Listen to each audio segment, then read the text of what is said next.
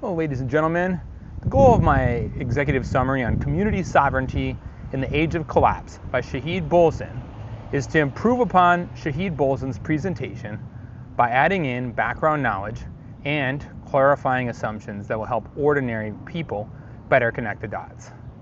I took artistic license in trying to improve the clarity of the content and made editorial changes as I thought necessary. Remember, what is common knowledge or intuitive to an intellectual like Shahid Bolsen may not be obvious to Joe Everyman or obvious to Jane Everywoman. If you want to listen to the original, tune in to Middle Nation. Amazon never meant that they would list the cost of their tariffs on their price tags. Amazon said they were going to list the markup on their prices that was attributed to the tariffs. Immediately, the Trump administration accused Amazon of collaborating with China. This was just a public relations stunt for Amazon from the beginning, so that Amazon can inflate their prices as much as they want, and consumers will just attribute the increased costs as a result of the tariffs. In all likelihood, Amazon will get the tariffs paid for by other means, such as government subsidies or through tax cuts or through quantitative easing. Amazon will increase the prices and have you think that the price increases are because of the tariffs and not because of greed. The taxes of Americans are likely going to pay the additional import fees that Amazon has to pay. If Amazon wanted to be truly transparent, why not include how much of their price includes a markup to begin with? Why not include what it costs for Amazon to buy what they're selling you as opposed to how much it costs you to buy it from Amazon? Amazon will never provide transparent pricing.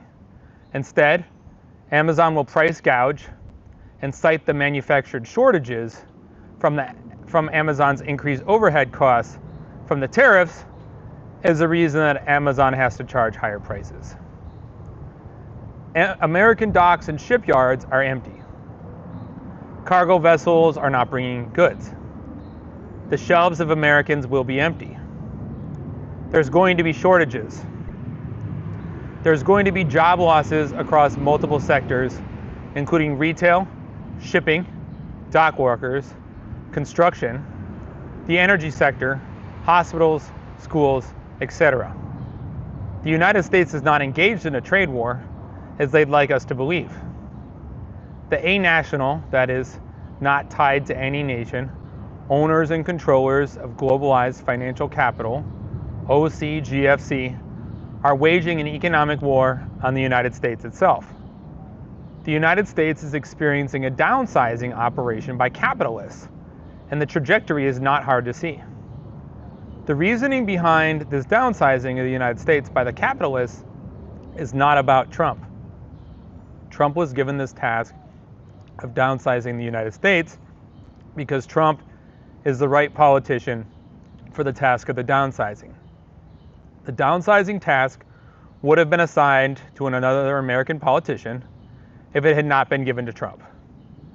The world economic paradigm is shifting, and those who continue to operate in a paradigm in which the United States is the dominant economic power will continue to operate within an obsolete paradigm. The United States is completely helpless and vulnerable economically. This transition will be transformative and liberating for other nations that have been historically dominated, exploited, and subjugated by the United States. At moments of massive transition, at moments of collapse, individuals and nations have the best opportunities for establishing the new ways of thriving economically. Individuals and nations can develop new approaches, structures, and societal models to conduct economic life. The people of America, the population of America, can capture some economic influence now because the political and economic situation is in flux. This era will be a missed opportunity for those that bury their heads in the sand about the material transformation that is currently underway. This period of history that we are living through cannot be attributed to a normal cycle within politics. Instead, this era constitutes a great reordering of political and economic life and the beginning of a new paradigm of decentralization. The era of unipolarity is over. The United States, or in the past, the Soviet Union, are not the dominant powers on the world stage. Decentralization will be the theme of the current era. Countries will be decentralizing, particularly in the West. The advent of a multipolar world will happen on the country level as well.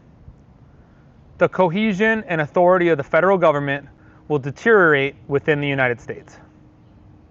The cohesion and authority of state governments within the United States will deteriorate in this new paradigm.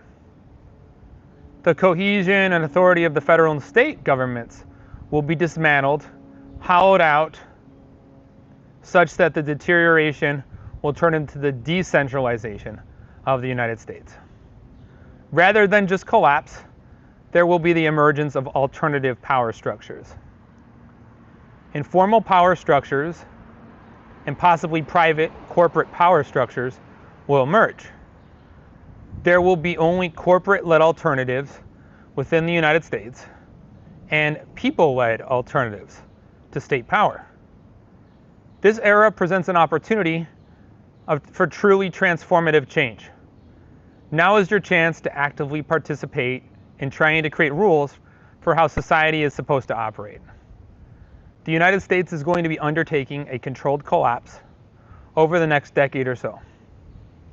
We are entering a decade of manufactured disorder. Tariffs, inflation, supply chain disruptions, mass layoffs. None of this is accidental.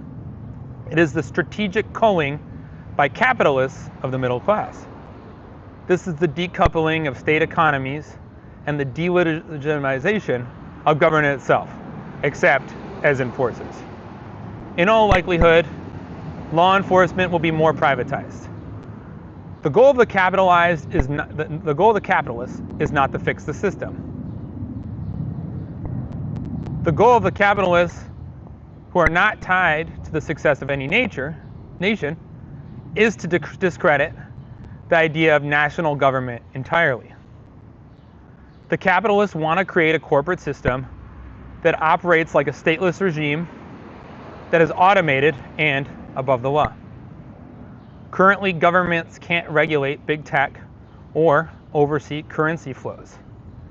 Many governments today can't even feed their own population without corporate intermediaries. In all likelihood, corporations will offer their own education, their own housing, their own security, and even their own governance. States will be bankrupt both financially and morally. Once private sector governments establish dominance over states, the owners and controllers of globalized financial capital won't have to rule over states anymore.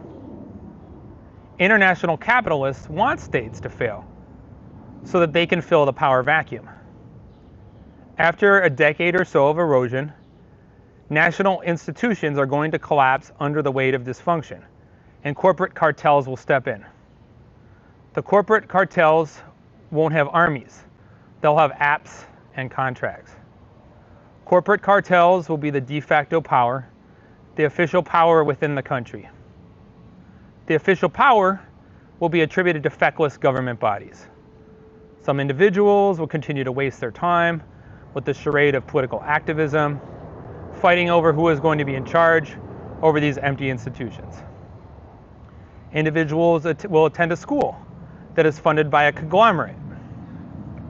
Individuals will be treated at a hospital that is run by a hedge fund.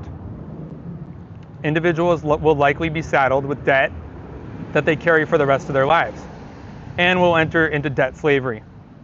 Individuals won't vote, won't have representatives, and the corporate cartels will function without any accountability. Instead of accountability, there will only be terms of service that individuals are subject to. By 2045, citizenship will be a subscription service, probably sooner.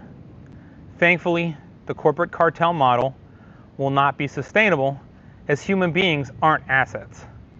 Human beings aren't just data sets. Human beings aren't just markets. Human beings are souls. The soul rebels against corporate domination and subjugation. Right now, the best initiative we can take is to lay the foundations of future community sovereignty. Community sovereignty will not include nationalism or flag waving. Community sovereignty will be values-based, spiritually anchored. We will create locally embedded systems of local governance, local trade. When the corporate system collapses, individuals will need more than food and water. Individuals are going to need a whole framework. Individuals will need a way to understand the world in the wake of collapse of the corporate system. Individuals are going to need a moral compass and a system of moral authority at the local level. We need to build an alternative civilization, not only as a theory, but also as a practice. When I mention alternative civilization, it is essential to recognize that the corporate economic system that the United States currently has is not civilized. We need to use this transitional period, this period of collapse, to build a civilized civilization from the ground up. Resource sovereignty on the community level is essential. Communities must control their own food, their own water, their own energy through collective cooperation. The new civilized civilization will include economic decentralization and will abolish the current rentier capitalism. We will introduce value-backed and labor-based local currencies. For instance, Ithaca dollars, as well as the program in Spain, allows individuals to trade hours of labor within their skill sets for the labor hours of other individuals within their community, without currency that is tied to their government.